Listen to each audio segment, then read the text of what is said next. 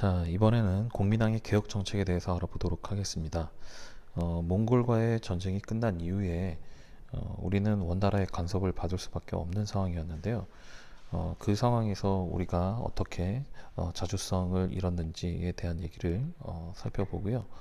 그리고 나서 공민왕이 즉위한 이후에 우리가 이 몽고의 간섭에서 어떻게 벗어났는지를 살펴보는 게 이번 시간의 주요 학습 내용이 되겠습니다. 자, 먼저 이제 원나라의 내정 간섭을 살펴보시면 일단 왕실의 호칭의 변화가 생깁니다.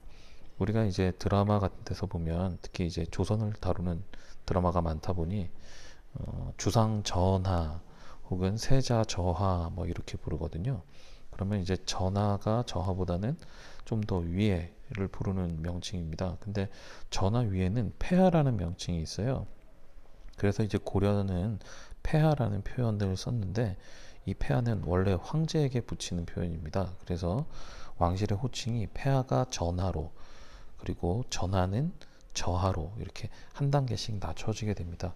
그래서 이걸 우리가 왕실 호칭이 변하다 이렇게 얘기하고요. 지난번에도 이야기했지만 원나라의 공주와 고려의 왕이 결혼을 하면서 우리가 부마국으로 이제 전락했다 이렇게 얘기를 합니다. 두 번째는 이제 관제의 격하라고 이제 얘기를 합니다. 뭐냐면 우리가 황제의 나라에 준하는 체제를 갖고 있었어요. 그러니까 우리가 앞서서 살펴봤었던 정치 제도였던 이런 이성육부 같은 건 당나라에서 사용하던 제도를 우리가 손질을 한 건데 당나라의 삼성육부 제도는 황제의 나라에서 쓰는 건데 감히 원나라에게 종속된 고려가 이렇게 중국 황제국이 사용하던 형식을 쓸 수 없다라고 해가지고서 우리 지난 시간에 이제 예전에 살펴봤었던 이성의 중서문화성 그리고 상서성 이 두 개를 합해서 첨입부라고 바꿨고요. 그리고 이제 밑에 있는 육부도 통합을 해서 이제 사사로 통합을 합니다. 그런가 하면 송나라의 제도였었던 중추원도 이제 한 단계 낮춰서 이제 밀직사라고 표현을 합니다. 이렇게 전반적으로 호칭이라던가 관제라던가 다 이제 한 단계씩, 그러니까 황제의 예가 아니라 왕의 예로 한 단계씩 떨어졌고요. 그 외에도 우리나라에서 벌어지는 일들을 간섭하기 위한 그런 기구들이 설치가 됩니다. 이 정동행성 같은 경우에는 이제 많이들 보는데요. 이 정동행성은 원래 일본을 원정하기 위해서 세운 임시기구입니다. 그리고 그 정동행성에 파견이 되어 있는 다루가치라고 하는 이런 존재들이 고려에게 압박을 가하는 원나라의 그런 상징적인 그런 기관 혹은 인물이라고 생각하시면 됩니다. 뭐 명목상으로는 정동행성에 가장 그 높은 위치를 차지하고 있는 게 고려의 왕이긴 하지만 아무래도 고려의 왕을 낮춰보는 몽골의 신하들이 고려의 일에 이렇게 저렇게 간섭을 하는 경우가 많았습니다. 자, 그리고 두 번째 내용으로 보시면 이제 영토가 상실되는 내용이 나옵니다. 그러니까 이제 첫 번째, 두 번째는 합해서 제도라던가 이런 게 바뀐 거라면 실질적으로 영토를 상실하는 건 우리로서는 참 뼈아픈 그런 결과죠. 크게 세 군데입니다. 동령부가 있고요. 쌍성총관부가 있고 탐라총관부가 있습니다. 이 중에서 동령부는 자비령 이북 지역이다 이렇게 되어 있는데요.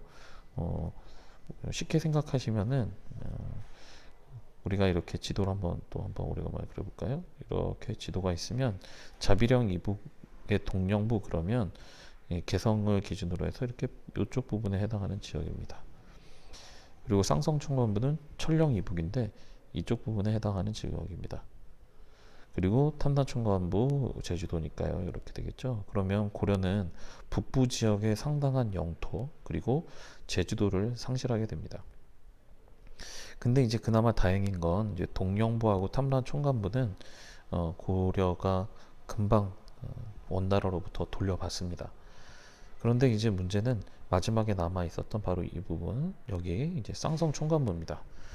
그래서 원나라가 돌려주질 않아서 결국은 이제 공민왕이 무력으로 회복을 할 때까지 원나라의 지배를 받았습니다.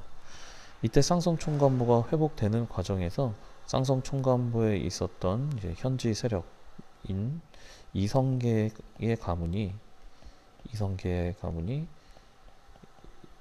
이제 고려로 이제 투항을 하게 되죠. 그래서 이성계가 이제 활동을 고려에서 할 수 있었다는 겁니다. 자, 그 다음에 이제 일본 원정에 동원된 상황도 있는데요. 일본을 정복하러 가면서 우리에게 몽고가 원했었던 게 일단 전쟁에 필요한 그런 배, 그리고 배에 실을 인적 자원 등을 요구를 했습니다. 1차 원정, 2차 원정 두 번이 있었는데요. 1차 원정에서도 뭐 가미가제라고 하는 태풍을 만났고 2차 원정에서도 만났는데요. 그나마 다행인 건 1차 원정 때는 그렇게 피해가 크지 않았는데 아쉽게도 2차 원정 때는 우리도 큰 피해를 보면서 뭐 경제적으로 혹은 인적 자원 측면에서도 큰 손해를 봤습니다. 그리고 이제 원나라 내정 간섭기 내내 그리고 또 고려 말 조선 초까지도 문제가 됐었던 게 바로 곡물입니다. 이 곡물은 이제 신하인 나라가 황제에게 갖다 바치는 물품인데요. 여기에 보시면 금이라던가 은, 배, 인삼, 약재 등을 갖다 바칩니다. 요 금과 은은 나중에 조선시대가 되면 명나라에서 우리에게 또 요구를 하는 내용입니다. 그래서 우리 조선에서는 이 금은을 준비하기 위해 너무 힘들었기 때문에 조선 초에 광산업을 금지시키는 이유 중에 하나가 과도한 곡물을 내지 않기 위해서였어요. 그래서 명나라에게 우리가 더 이상 금과 은이 나지 않는다라고 얘기를 했다고 합니다. 그리고 이제 바치는 것 중에 환관과 공녀가 있습니다. 환관과 공녀 그러면 이제 왕실에서 이제 그 궁전에서 일할 사람들이죠. 그래서 고려의 환관, 그리고 이제 고려의 공녀들이 이제 대거 원나라로 진출을 해서 우리가 앞에서 살펴봤었던 고려양이라고 하는 게 이 사람들을 통해서 유행을 했었던 거죠. 그리고 좀 특이한 건데요. 응방이라고 하는 기구를 두고 매를 갖다 바칩니다. 응방, 매인데요. 유목민족들의 그 취미생활 중에 하나가 매를 이용한 매사냥이랍니다. 탁 트인 초원에서 이제 매를 날려보내서 이제 동물들을 잡아오게 시키는 건데요. 보통 다른 매들에 비해서 우리나라에서 나는 매들이 머리가 좋았나 봐요. 그래서 몽골 귀족들 사이에서는 고려의 매를 갖고 있는 게 굉장히 부러움의 대상이었다고 합니다. 그래서 이제 일정한 숫자의 매를 잡아서 바쳐야 되는데 이 매를 그냥 막 잡아서 갖다 줄 수는 없고 어릴 때 잡아서 훈련을 시켜야 된대요. 그러면 이제 어릴 때 이 매를 잡으려면 한참 농사철이 바쁜 이제 봄에서 여름 넘어가는 시기에 농민들이 강제로 동원돼서 매사냥을 했답니다. 그래서 농민들의 생활이 참 힘들었다 이렇게 되어 있습니다. 자, 그러면 다음으로 넘어가 볼까요?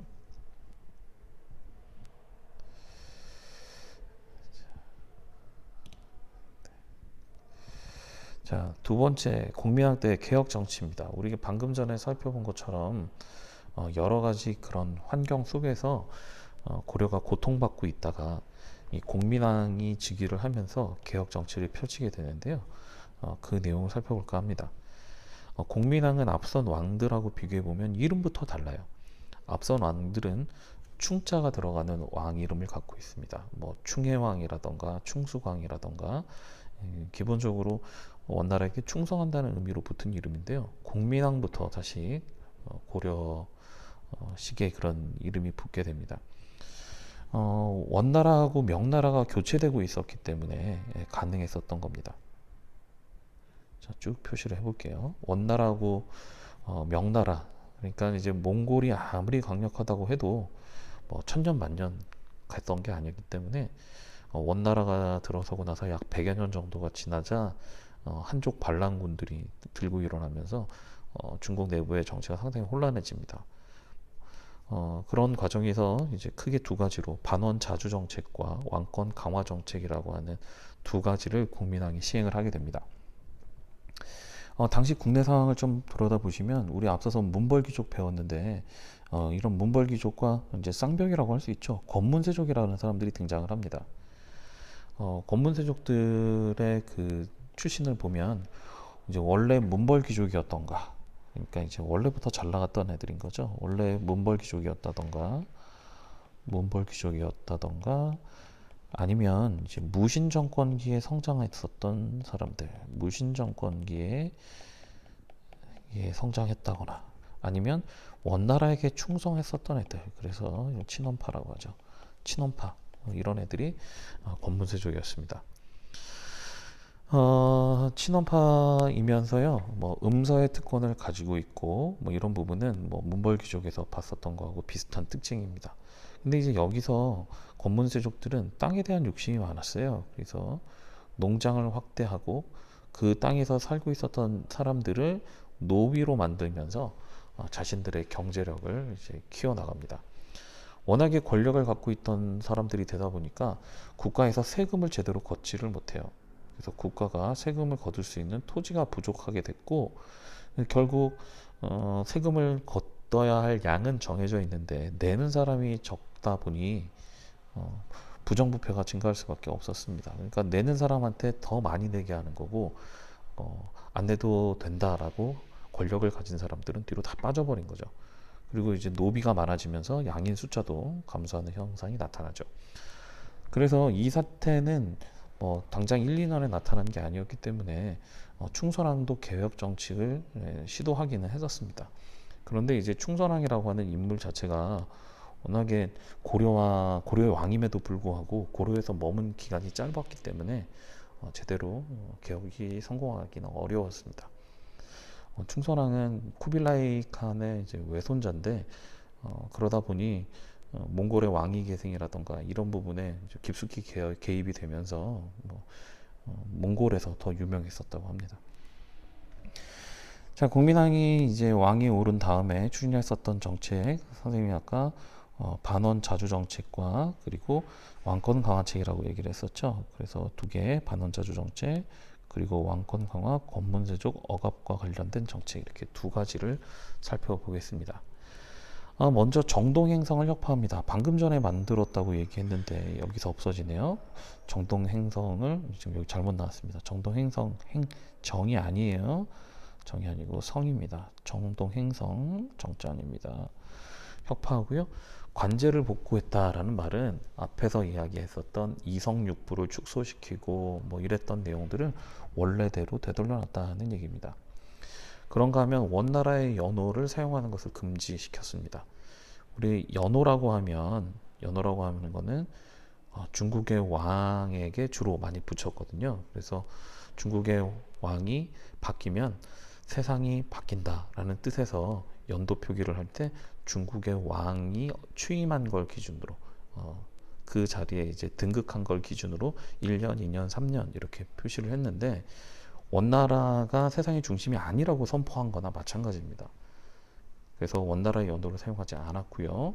그런가 하면 알게 모르게 몽골의 풍습을 따라하고 있었던 사람들에게 몽골 풍습을 금지를 시킨다던가, 또 고려의 공려 출신으로서 몽골의 왕비가 된 거죠. 이제 몽골의 태후가 된 기시황후, 기황후라 그럽니다. 그래서 기황후의 일파들을 숙청을 합니다. 그러니까 고려인인데 몽골 황제의 부인이니까 얼마나 기세가 등등했겠어요. 그런데 이제 공민왕이 그 기황후의 오빠들을 제거함으로써 이제 몽골과의 관계를 끊으려고 한 거고요. 거기에 이제 마지막 결정타로 방금 전에 살펴봤었던 쌍성총관부를 무력으로 회복을 합니다. 이제 넘을 수 없는 강을 넘은 거죠. 직접 군대를 끌고 가서 몽골과 싸운 겁니다. 자, 그러면은 또 다른 걸로는 왕권 강화 정책인데요. 그러니까 밖으로는 반원 자주 정책을 취하고, 그리고 안으로는 고려사회의 문제점을 해결하려고 합니다. 이때 원나라 때 들어왔던 성리학이 큰 역할을 합니다. 그래서 이제 성리학이 들어와서 자리를 잡고 있었고, 그 성리학의 내용이 아무래도 이제 중국 중심의 그 오랑캐들을 이제 멀리하는 내용이었거든요. 그러다 보니까 이 성균 고려에서 국자감이었었던 교육기관을 성균관으로 바꾸면서 이 과거 제도를 정비를 해서 성리학의 시험을 본 사람들을 관직에 뽑은 거예요. 그래서 공민왕 때 성리학을 공부하는 사람들이 대거 나오는데 이 사람들을 우리가 뭐라고 부르냐면 신진사대부가 등용됐다 이렇게 얘기를 합니다. 이 신진사대부들은 이성계와 같은 신흥 무인 세력과 결합을 해서 결국은 조선을 건국하는 주요 세력이 되는데요. 참 아이러니하게도 고려를 살리겠다는 공민왕의 개혁이 결국 고려를 멸망시키는 계기가 됐다 이렇게 보시면 될 것 같아요. 자, 정방 기억나시나요? 네, 정방은 최씨 무신 정권 최우가 자기 집에 설치했었던 인사기구였죠. 이 정방이 드디어 폐지가 됐습니다. 자, 그런데 이 공민왕의 개혁 정책이 이렇게 쑥쑥쑥 잘 진행됐으면 모르겠는데 안타깝게도 권문세족이 가만히 있지 않았겠죠. 이 권문세족의 반발은 이제 결국 여기도 이제 나옵니다만 공민왕이 암살당하는 것으로 시해당하는 것으로 결국 결론이 나오게 됩니다. 또 여기에 외부도 받쳐주질 않아요. 원나라하고 이제 관계를 재정립하려고 노력하고 있는 중인데 뭐 원나라랑 싸우던 홍건적 그런 거 잘 모릅니다. 우리나라 쳐들어왔고요. 왜구들 이때 엄청 침입을 합니다. 그러다 보니까 안에서 해야 할 일도 많은데 바깥에서도 자꾸 사건 사고가 터지니 이 국민왕의 개혁 정책이 성공하는 게 참 쉽지 않았을 겁니다. 그러던 중에 신돈이라고 하는 인물이 등장을 하죠. 원래 이제 신돈 그러면 이 사람은 스님이긴 한데 이 스님이 맞나 싶을 정도로 좀 괴이한 행동을 많이 했었던 그런 스님인데요. 이 스님이 공민왕의 눈에 들었어요. 그래서 전민변정도감이라고 하는 그런 기구를 만들었을 때 전민변정도감의 리더로서 신돈이 등용이 됩니다. 이 전민변정도감은 권문세족이 뺏은 토지와 노비를 이렇게 풀어주는 내용이니까 권문세족 입장에서는 정말 자신들의 이익을 침해한다고 생각했었던 기구죠. 결국 이 권문세족들이 대거 반발을 하면서 공민왕을 제거하게 됩니다. 자, 여기까지 내용을 마치도록 하겠습니다. 수고 많이 하셨습니다.